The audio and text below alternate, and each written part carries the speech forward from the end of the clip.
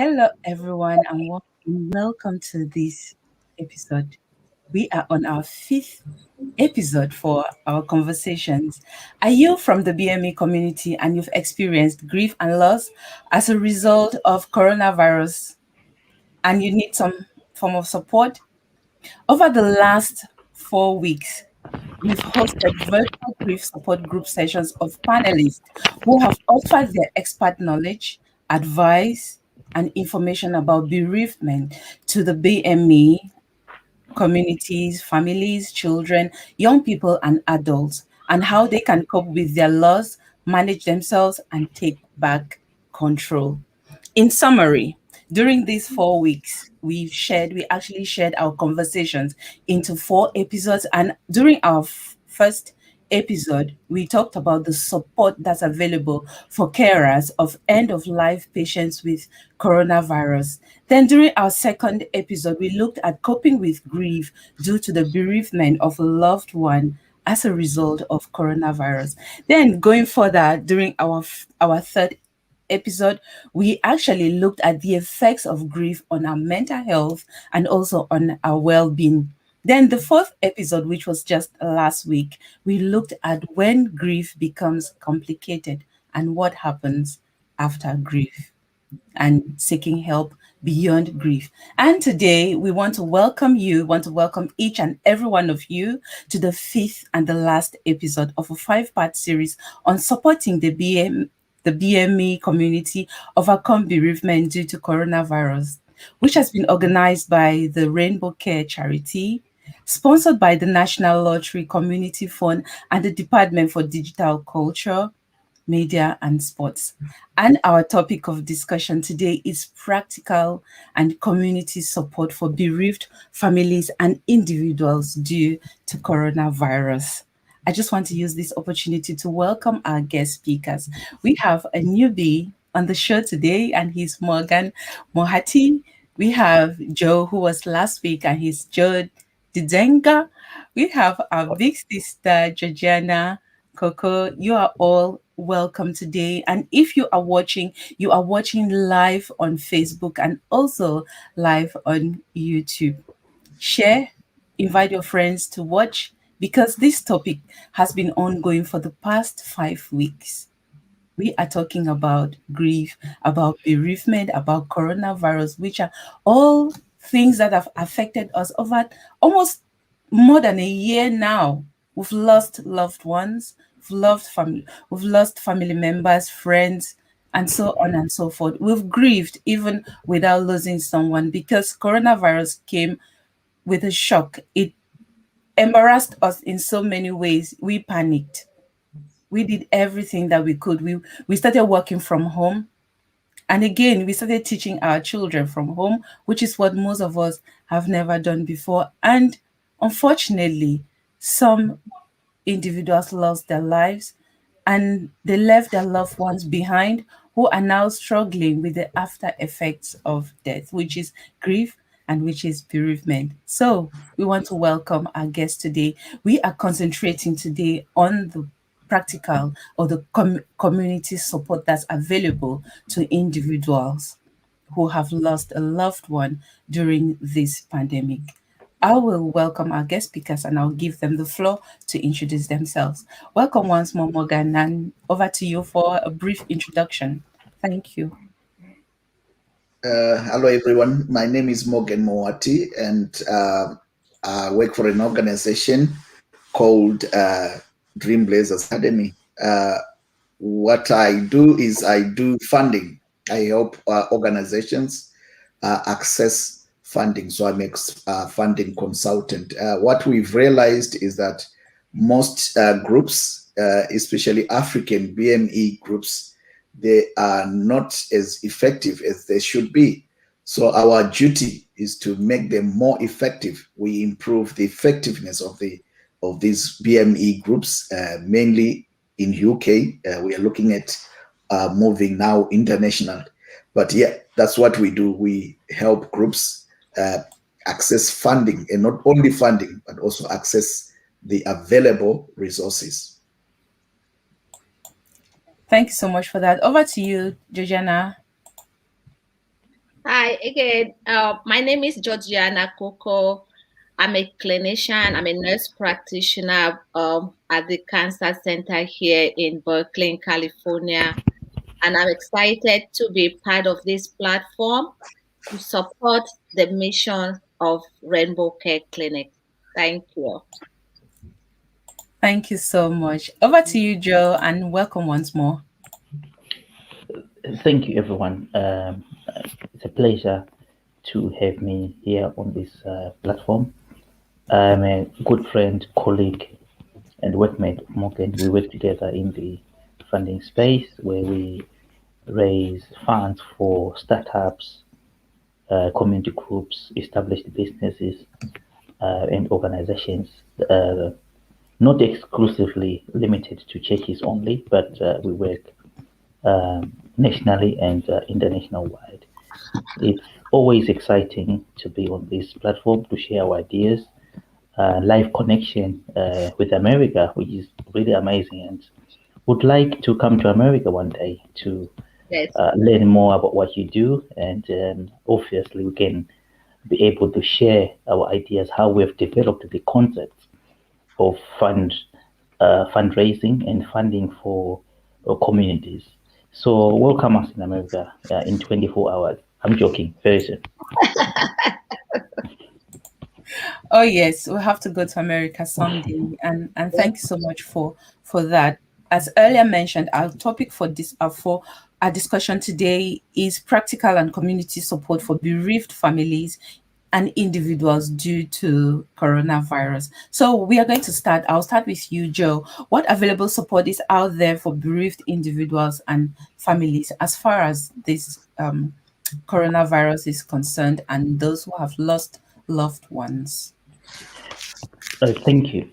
Um, for support that is available for families, there is a wide-ranging opportunities to support grieved and aggrieved families. Talking from a funding perspective, this is the time now where there is a problem. There are always opportunities. Some people they consider yes, it's a crisis, but in the crisis we need to come up with measures of supporting one another. So the support that is there. First of all, let's start at family level. We are talking about network family. If families they don't have support in terms of they can't gather as per African traditions, whereby where there is a bereavement or where there's a funeral, we are used to gathering. Now that can't happen anymore. So what support can families get? First of all, we consider the immediate needs. Families they need food. I didn't know. Families they need um, emotional support, they need counseling. So, to acquire those resources, there is funding for families at family level, whereby we say we want to give families, let's say, pieces of equipment, digital equipment. Some people have never held a mobile phone in their lives, let alone when they are bereaved, they don't even know how to use a mobile phone. So some they've never used a laptop or a tablet before. So the digital age it switched on drastically, and immediately we are required at our disposal to utilize these equipment on a day-to-day basis. So what support is there? Support in terms of funding to digitally upgrade our communities in terms of the day-to-day needs. Bereavement, which can be assessed through internet, how to use the computer, how to use a phone, and things like that. This story is always stretching, but for the sake of introduction, there is funding available to support individual families before we think about international communities. I'll stop here for now. Okay, thank you so much for that. Georgiana, do you have anything to add to that, or Morgan? Do you guys have anything to add before we move on? Okay, I'll come in. I'm supporting what Joe is saying. There is a lot of support, right? What I want to say is all other groups or all other communities in terms of ethnicity, they have support around them, especially here in UK. Let's talk about Birmingham, right? The Asians, they've got their support, they got their support networks or they got their support groups. The white community, they've got support. Yeah, I think with us, the African brown people, there is less support. So one of the support I can talk about now is this group, this organization, Rainbow Care. This is the support we can be talking about, but there is lack of these kind of groups where we are using funding to support community or public benefit. So we need more of these groups or more of individuals who can be like in these organizations. The other support that is there is you can find volunteers who are trained to talk to those people who are bereaved. There is I was just talking to Georgina that there is a way of talking to, a way of communicating with those who have been bereaved.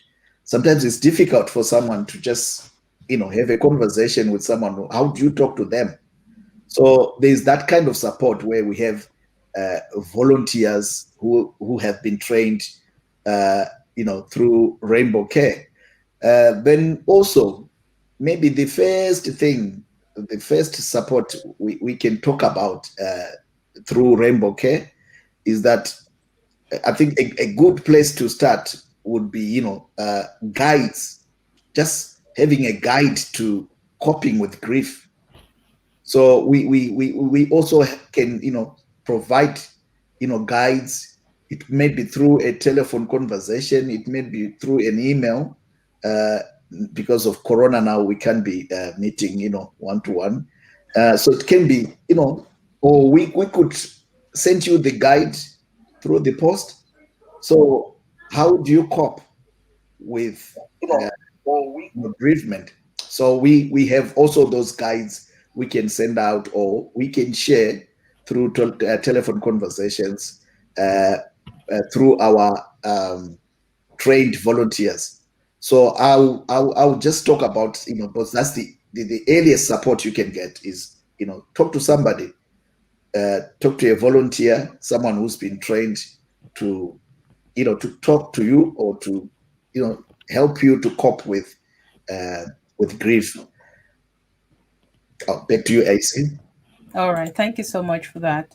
And our next question will be on the support that the community, what is it that the community can do or care for bereaved individuals and families due to coronavirus? When I talk about community support, I'm actually looking at the practical things that we can do. And I equally understand that support can actually be what to say or what not to say to someone who is grieving.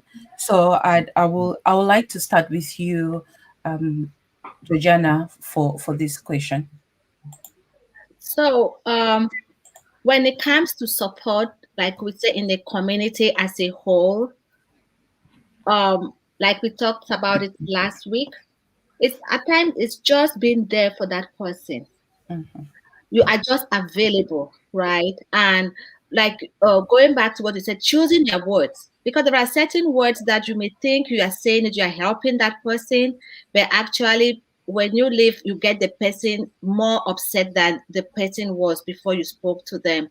So getting that training on how to use your word choices is very important, and that will be a very good form of support. The other support that we can get from our community is through our church faith groups, right? You reach out to the group. Some people, depending on your faith, even in that community, you have those church faith groups that you can go to, and they'll be able to help you with your grief. And inside the church faith group, they have different subsections. Those that lost their husband, those that lost maybe their children, because everybody will grieve differently. COVID did not discriminate at this point. It will kill a mother, father, everybody. So having that different support group may help people cope differently. And the age groups of the different support groups are also important. Putting somebody in their teens in a support group where people are 80s, they don't communicate the same. So that's what I think the community as a whole should work, and we should work at getting those type of support group. I'm trying to make sure that those who go to to that support group actually benefit from it. Thank you. Okay, that's brilliant. Joe, do you have anything to add to that? Oh yes, please. When we talk about practical support, we are looking at resources, immediate response kind of therapies that are needed.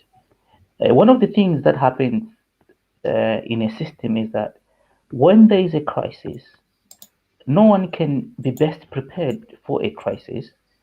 No one can take a second guess when the next crisis is going to happen. But we are found at a situation of um, skyrocketing needs and demand for services or resources. So the first thing that comes, it could be this coronavirus or in a war situation. Coronavirus vis-a-vis war is the same.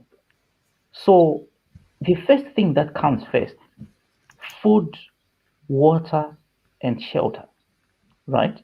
So these are the first basic needs that we look at. But at the end of the day, as at individual level, we cannot maybe sustain based on the immediate requirement because of lack of our own resources to be able to extend our hand of help to someone else. So coming on the channel here is that we just want to open the world and let individuals, especially churches, for example, it's a situation whereby some churches, whether by like, dislike, accident, or whatever you might call it, they've closed their doors. Yet we are in the middle of the crisis. But we are saying that this is an opportunity where foodstuffs can be stored in churches. These foodstuffs, they can be accessed through funding. Therapies, we've got therapists in every church, for example. They can continue to work from home via a laptop that is being sourced by funding to continue providing their services to the immediate needs of the community. So one of the projects, obviously the Rainbow Care project, they're actually distributing food, which is the immediate need in a crisis. So most of the people, they wonder, what sort of help or where do we go next to access the resources? We are saying that there is an opportunity that you can get funding to buy basic foodstuffs and be able to be resourceful or resource filled if you're a church organization, because we've got employees, we've got children in a church as well. They can be supported via the church, not the church closing doors in a time of need. So this is the deep awakening that even as this kind of crisis goes on, let's prepare for another crisis. Let's get organized for another crisis. Let's have uh, just a bank account so that when the next crisis comes, we'll be able to fill it with free resources that can be accessed. So we are saying that we are coming to you guys to share also the information of how this is done. And by the end of the program, you will be able to know our contact and you'll be able to reach out so that we know that at individual level, who can help you, where can I access support, how can I do it, and when can it be done? Thank you. Thank you so much for that. And true, coronavirus has actually taught us a huge lesson that we have to be prepared at any time because anything can strike at any time. Maybe this is maybe it's telling us that we have to prepare for more pandemics in the near future, and also maybe it's telling us to learn a lesson from this one. We don't know, but I am sure that each and every one of us has learned one lesson or another from this pandemic, and we are obviously ready to face any other pandemic that comes along. So now, still on this question, I would like to take it back to Georgiana.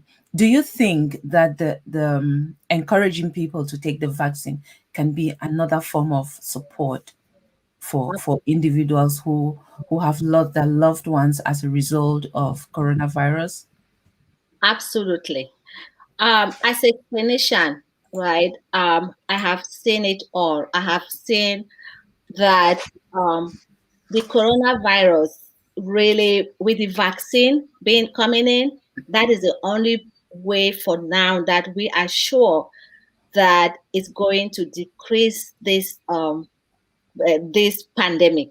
So, and if we look at the studies that shows that those that are affected with this coronavirus, those who have died a lot, they come from us. Me, a black woman, I would say it.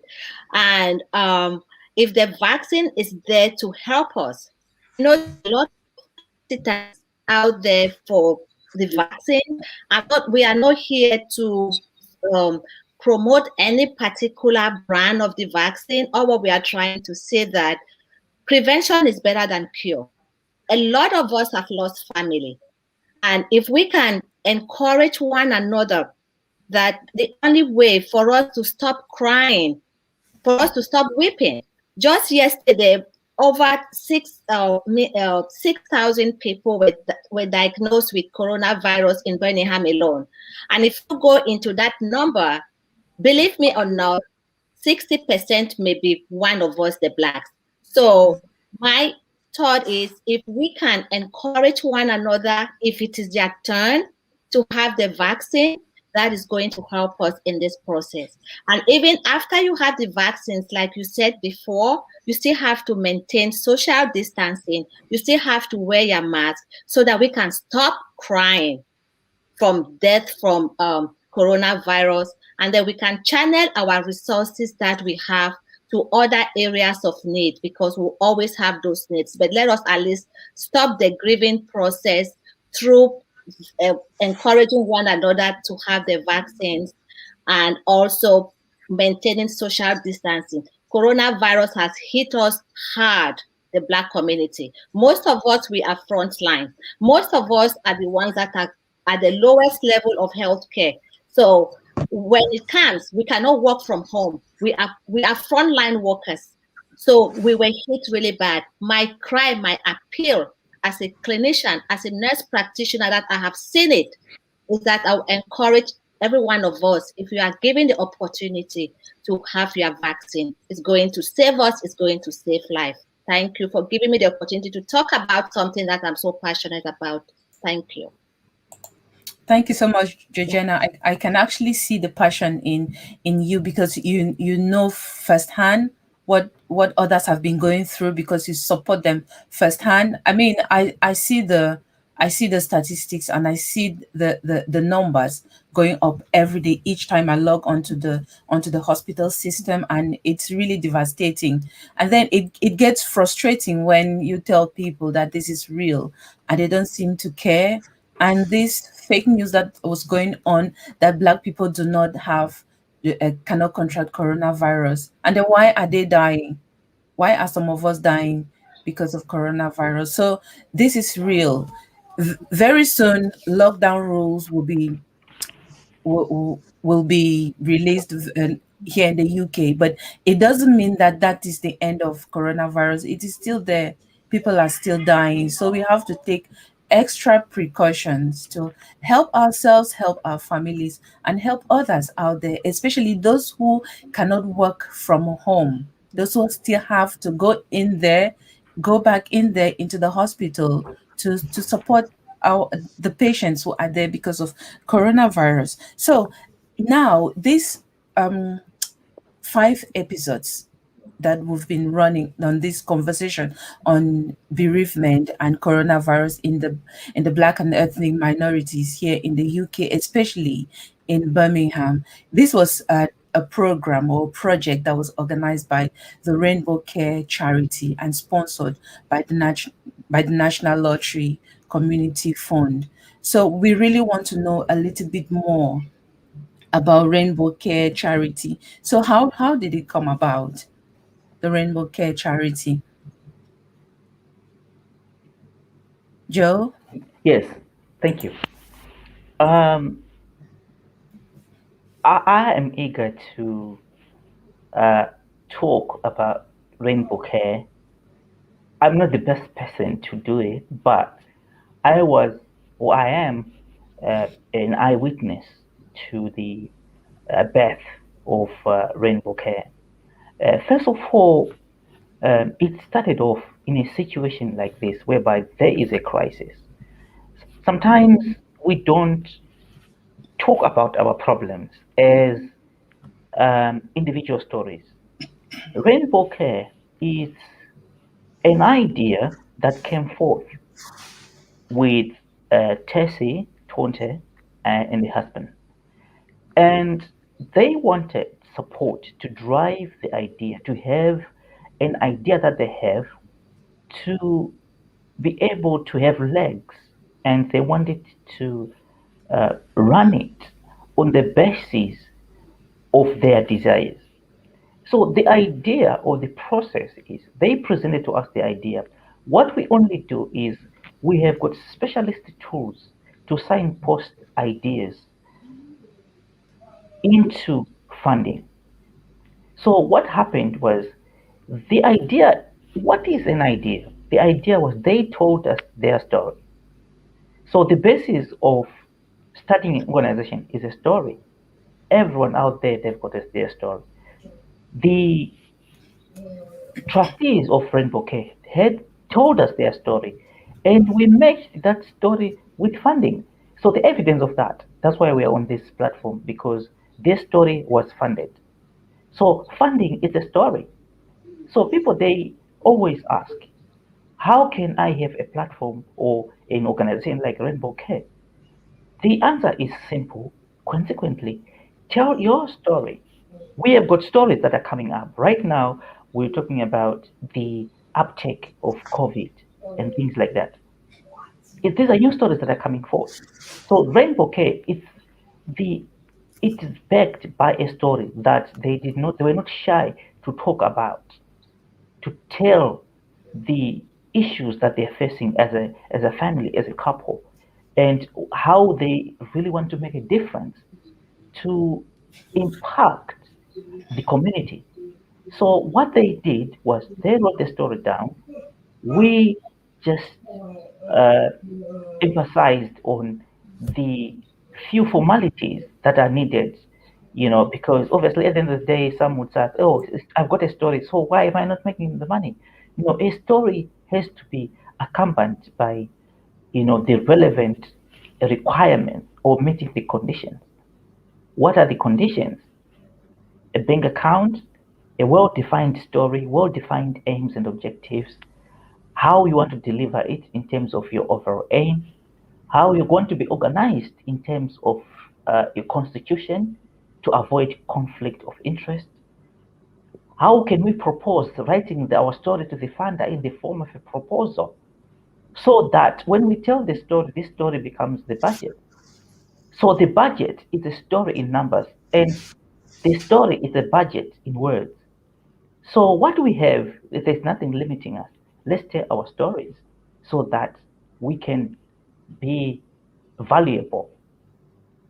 The more value your story cannot be determined by anybody. The story for Rainbow was not determined by themselves. It was determined by the funder. The funder gave the funding depending on the value of Rainbow Care. And tell you what, even as of now, there is no amount of money that is equivalent to the value that Rainbow Care is. So, in my short analysis, Rainbow Care is here to stay. Very good birthplace and birth parents, very good vision, but I can't put a tag in terms of monetary value because it is so much valuable. So the message is, let's not hide, let's not keep our stories to ourselves, because your money is in your story. Thank you.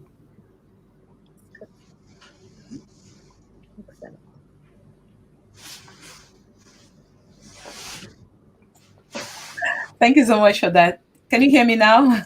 Yeah, thank you. That was really brilliantly explained, Joe. We need to tell our stories, and we never know who is listening, and we never know who is going to find value in our stories. So you have Joe's contact, you have Morgan's contact. They are all funders, so you can get in touch with them for more information. And now, if you're still watching, you're here with us.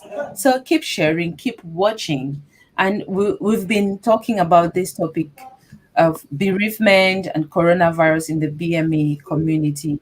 We may think that it is a light topic to play with. It is not. First and foremost, death is inevitable. It affects each and every one of us. The only difference is that it affects us. It's going to happen to us at different times. Unfortunately, it happened to so many people during this coronavirus, but we can never tell whether this was the right time that it was supposed to happen or not. But you will never know unless it happens to you. And we've gone through 5 different sessions, 5 different topics as far as bereavement and coronavirus are concerned. We looked about coping with grief. We talked about when grief becomes complicated. We also looked at what happens with those that's the carers of those coronavirus patients, what actually happens to them, because sometimes we concentrate on the bereaved and the dying, then we forget those who were there, giving them first-hand help, first-hand care. So we've also looked at that, how to support them. And today we are looking at the general or the practical community support that's available out there, because even if it's not available today, it will be available tomorrow. So that takes us to our final question for the evening, and I would like to go with Georgiana to tell us what is the role of Rainbow Care Charity in supporting bereaved individuals in the community, especially in the Birmingham community. Yeah. Hi, thank you again. So, Rainbow Clinic supports the community in so many ways. First, they have the telephone line that you can always call. Like we said before, one of the ways of coping is even support is by having somebody to talk to. How many times, especially in our busy diaspora, everybody is working, your whole family, everybody is busy. Just to have somebody to vent, this is how I feel. At times it's very, very important. Can you call a psychologist to talk to? Maybe you'll need to pay. So Rainbow Clinic, Rainbow Care, they are there for you. Call them for any question, anything that you are going through, this deep pain that you just lost this person through coronavirus. They will be there to talk to you. So that's one way that they do that. The other way that the Rainbow Clinic supports, Rainbow Care supports the Birmingham community is by supplying them with food. We know, we already said it here, Joe said it. Without food, you cannot live. No matter how much support you have, somebody can talk to you from now till tomorrow. If you are hungry, you're not going to listen. So Rainbow Care provide food, both cooked at times and raw. So just call them again once you have that age, I don't have food, I lost this, I'm going through this grieving process, they will be there to provide you with food. And you give them more information. Maybe we have food preferences. They will target your food supply based on your food need. The other services that the Rainbow Care provide is referral. So you're going through this severe pain. At times, you don't even know how to put a number to it or a name to it. They can actually, through their counselors, refer you to, I know in the UK, you people call it GP. Here we call it a family practitioner or your physician.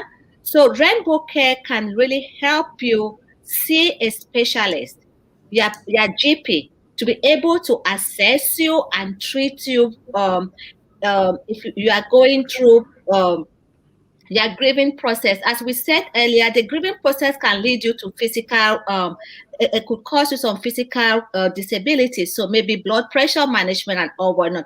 Rainbow Care will not do that for you. What Rainbow Care will actually do is to make sure that you see your GP and your GP will handle that issue. And Rainbow Care, again, is there for you in case you want to do your COVID test. You don't know where to go. You don't know what to do. Rainbow Care will be there to direct you to that services where you could go and have your COVID test done. And again, like we said about the vaccine, if you are hesitant, you need more information before making up your mind. Do I really want this vaccine? Do I don't want it? What are the things that I need to know more about this? Rainbow Care, they may not be able to give you that information, but trust me, they're going to make sure that they contact the right people who will be able to educate you and help you with all that information. So Rainbow Care is a full package. I wish I lived in Birmingham, or if I know people that just to call, even just phone calls to tell them that, please don't hesitate. Don't even think twice to call Rainbow Care for your support during this period of grieving. Thank you.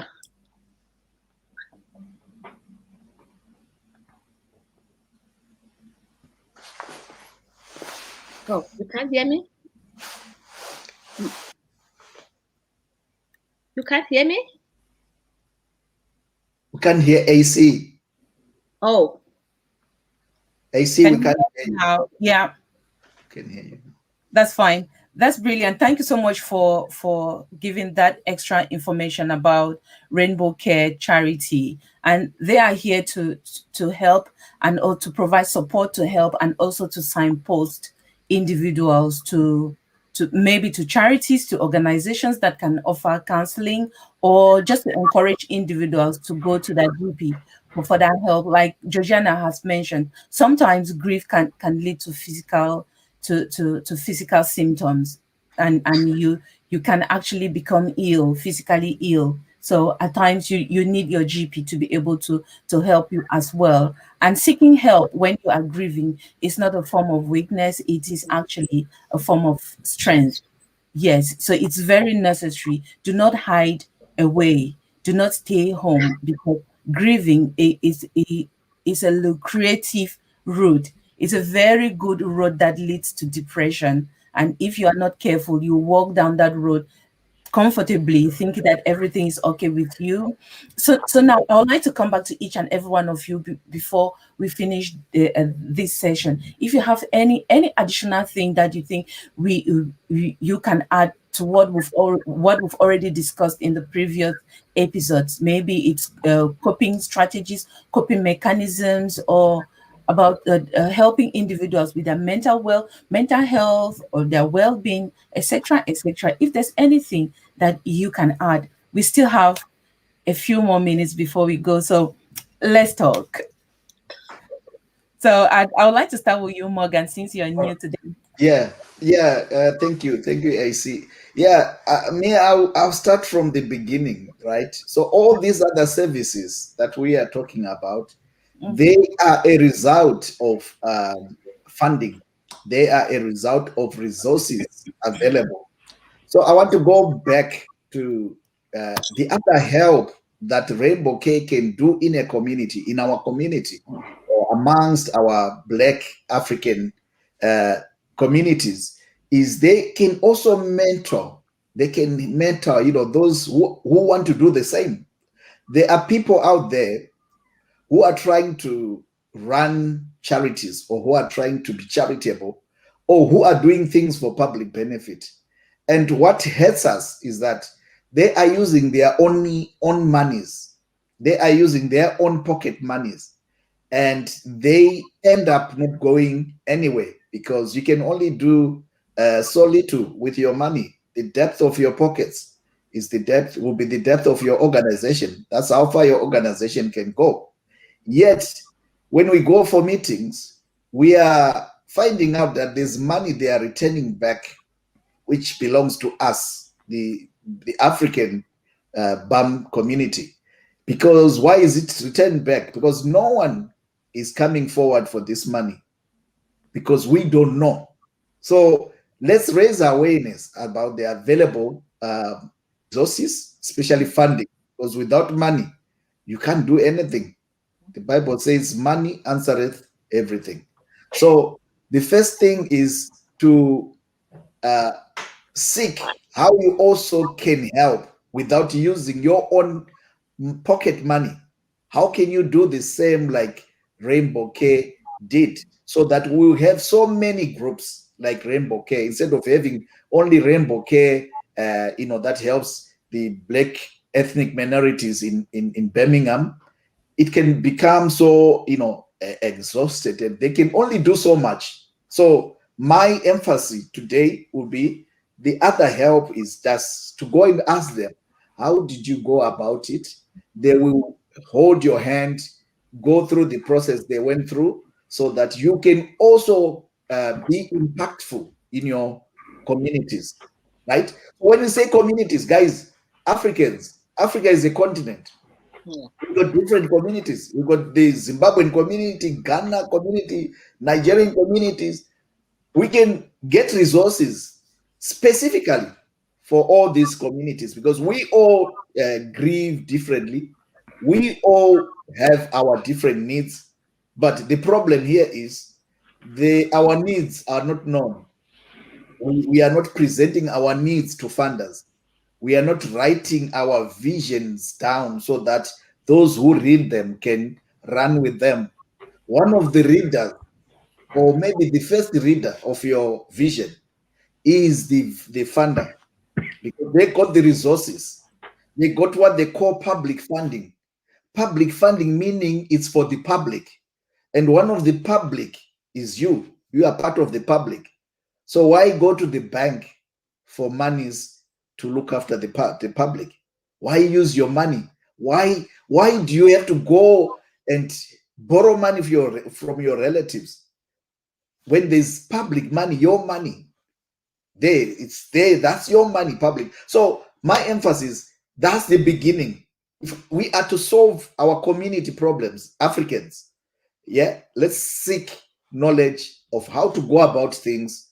Let's seek where resources are. Let's seek help from others who have already walked the talk, so that we don't waste time, right? So the main thing I'm gonna leave today with people is that organizations like Rainbow Care, they can actually help you also to get started.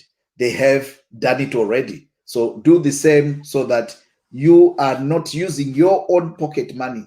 You are not borrowing from your relatives. You are not going to the bank to start running an organization on credit. Yeah, you don't want to start with minus. So the only way to do it, the easiest way, which nobody will tell you, no one is raising awareness about funding, but we know that there's funding. Every day we see there's funding for this. The government has done this funding for this, but why are we not accessing that funding? What's the matter? Why can't we also be part of the solution through funding? Because if we try to raise money amongst our communities, we can only do so much.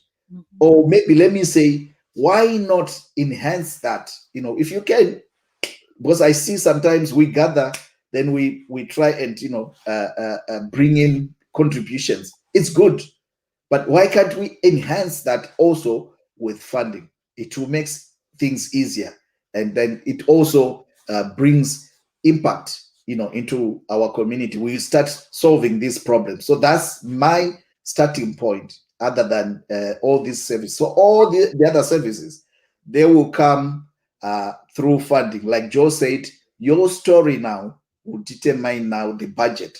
Then, when you have money, you can get things done. When you have things done, we can solve these problems we have in our communities. And the other thing also is just raising awareness.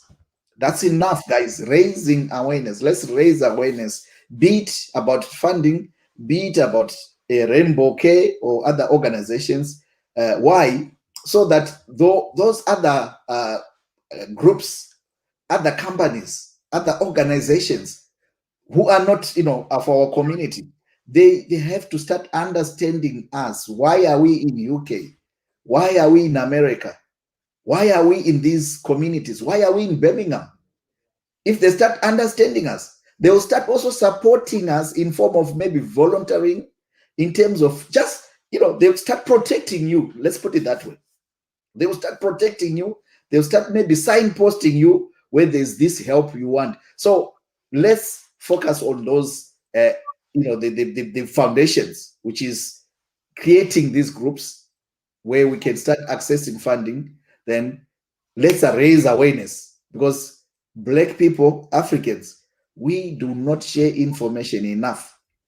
Those who know, they die with their knowledge. They are not passing on the information to other people. So let's share information. If you get funded, tell others how you got that funding. Don't just do it by yourself until you fail. Then that's it. You die with it. So yeah, my emphasis here is, let's not lack knowledge. Knowledge is information. Let's share information. Let's raise awareness. That's maybe enough to get, this impact, or to get all these services we've been talking about. Back to you, I see.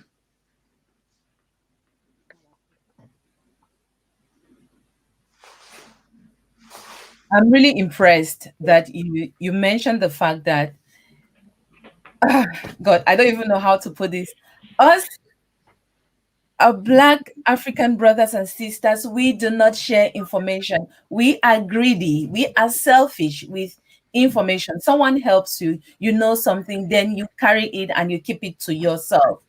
And then we expect us to grow. We cannot grow when we are greedy with our information. And like you said, awareness, raising awareness about funding, it's very, very important, because I may be carrying on a project, a very lucrative project, and I have no idea that this project can actually have some funding. But I've got a friend, or I've got friends who are actually seeing me struggle, and they know that this project can actually have funding, and they are not telling me. So it's really necessary. Thank you so much, Morgan, for mentioning that. So I'll come to you, Georgiana. What do you have to say, like final word for today, generally? My friend, I just want to thank again Rainbow Care for this great initiative. And I think I have learned a lot from everybody on this platform. And especially today, I really want to circle back on what Morgan said. Morgan, every word of every word that came out of your mouth was full with wisdom. We Africans, I cannot reinforce enough. Let us try to share, creating the awareness, sharing. When you go somewhere and you see something good that will help your community, share. That's what Rainbow Care is all about. And again, I applaud the Rainbow charity for their good work. And I think it's something that I'm going to try at my own little end here in California to see what resources they have. I'm sure there is a gap also in our community that this program has been like an eye opener to me. So thank you again for having me in this program. It was an honor. I am humble. And again, I thank everybody for even listening to this, all these conversations that we had. Thank you, AC. You've been great. Thank you.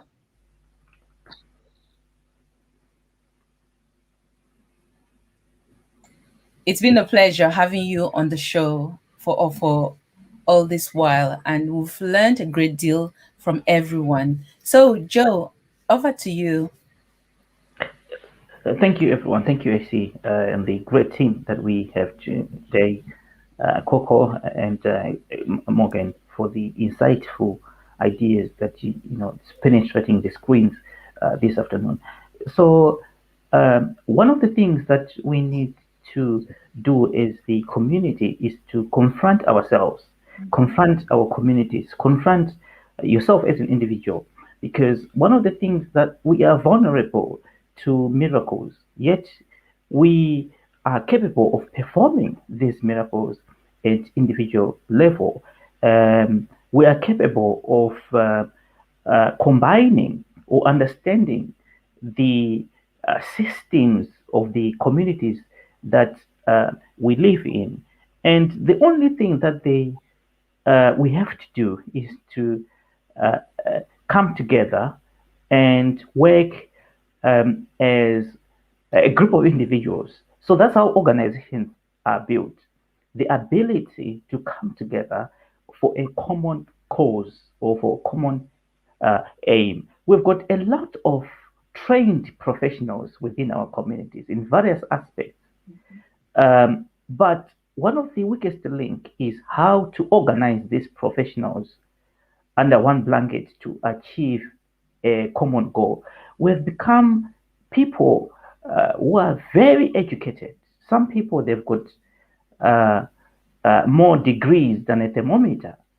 But the idea is, how do we translate that knowledge or information into substance? So the key to this is that let's tackle our own problems. Right now, we've got the uptake of the corona vaccine uh, situation. We need people, frontline community leaders. It's not by education, but because the crisis, coronavirus, it's not about how educated you are. It's affecting everybody, children, adults, young people. It's about the first one to understand the concept and be willing to work, putting a plan together that everybody can follow. So let's not be obsessed by acquiring education, not knowing the implementation process. We have got moving hospitals in our communities. We've got doctors, nurses, social workers, but we are good at being employed, very good employees, but we are poor entrepreneurs in terms of exchanging value at the marketplace or taking space at the marketplace. But the simplest route to do that is to write your problems down. The more the problems, the more the value. Just pick one wherever you are. It's not about Cameroon, it's not about South Africa, it's not about Zimbabwe, it's not about Malawi. It's about your own problems. Define your own problems, because your problem, the way you define it, is different from the way someone else define it. But that difference brings us value. And if I can get £5,000 or $5,000 today with my idea, someone writes exactly the same idea, but in their own understanding, they bring together another 5,000. So if we come together, we're already 10. So if 15 of us come together with the same problem, defined according to our own understanding, we've got value. So we are looking for value at wrong places.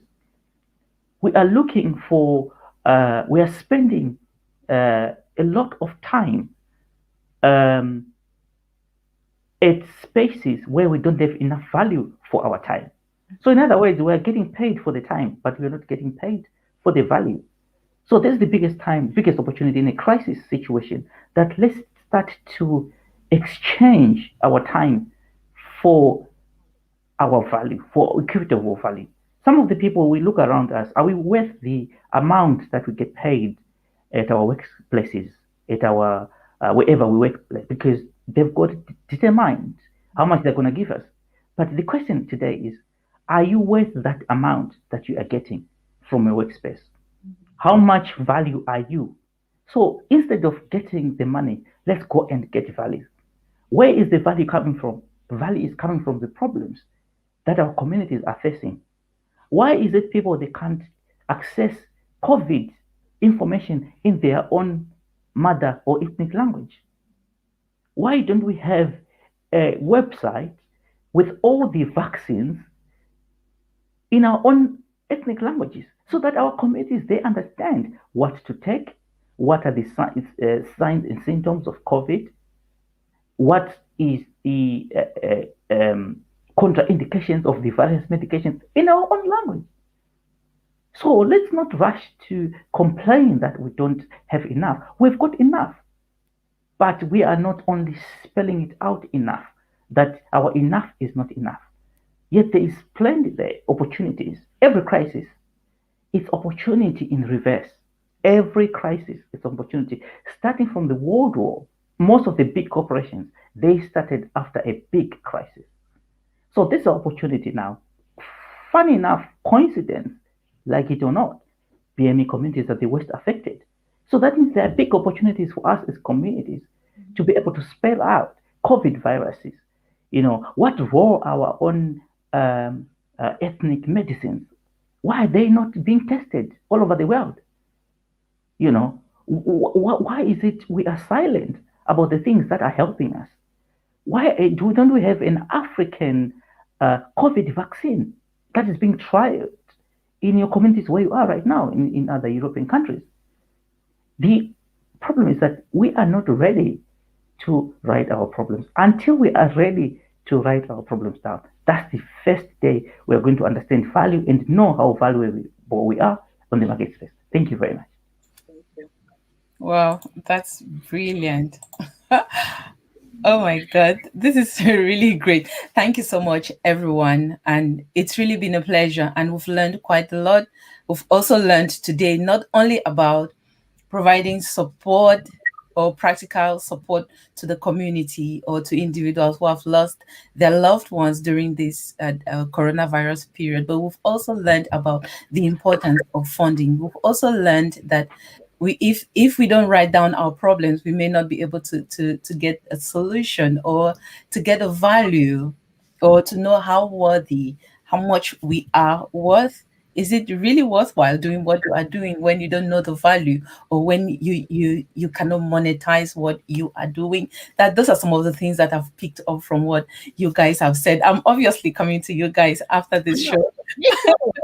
Yeah, thank you so much. There's actually quite a lot out there, and at times we just need to hear it from people like you who have in-depth knowledge about funding or about raising money to support our projects in the community. And one of the things I've learned as well is that you don't necessarily have to go into debt in order to do a project a project that will support people in your community. Thank you so much.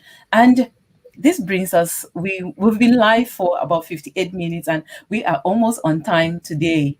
So this brings us to the end of our show, to the end of the 5th episode of the 5-part series on conversations on coronavirus and supporting the BME communities in the Birmingham area, which was organized by the Rainbow Care Charity, sponsored by the National Lottery Community Fund and the Department for Digital Culture, Media and Sports. And I just want to thank them so much for this opportunity they gave this charity to be able to provide this extra support to us in the community. Sometimes we find it a little bit difficult to get that extra help. And given our background, at times we don't want to go out there and ask. And we don't want to look as if we are begging. Meanwhile, we are in need. So when we have organizations like Rainbow Care Charity who are kind of intermediary, who are there to support us through the community. So that makes a very big difference. And I want to thank Rainbow Care Charity more especially for giving me this opportunity to host this 5-week webinar.